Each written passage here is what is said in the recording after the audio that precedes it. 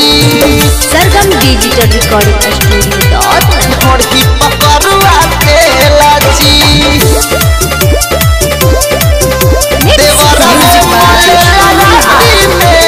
देवरे लुटत बाटे माजा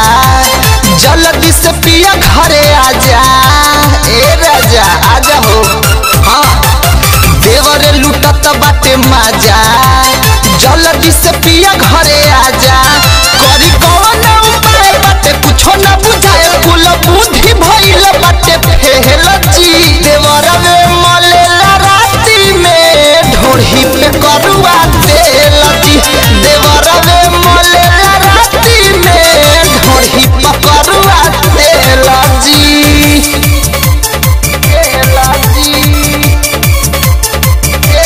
मिक्स बाय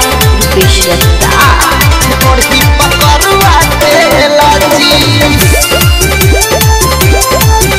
देवरा वे मलेला राती में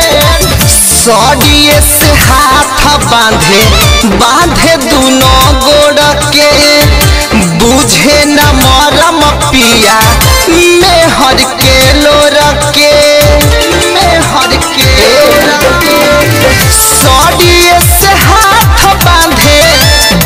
दोनों गोड़ के बुझे न मरम पिया मेहर के लोर के रात दिन मना करी खेलल चाहे संगे हमारा खेल जी देवरवा मलेला राती में ढोढ़ी पे करुआ तेल जी देवरवा मलेला राती में ढोढ़ी पे करुआ तेल जी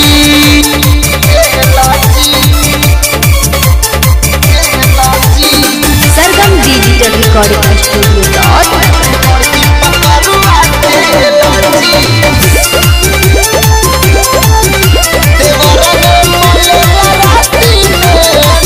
कैसे समझाई पिया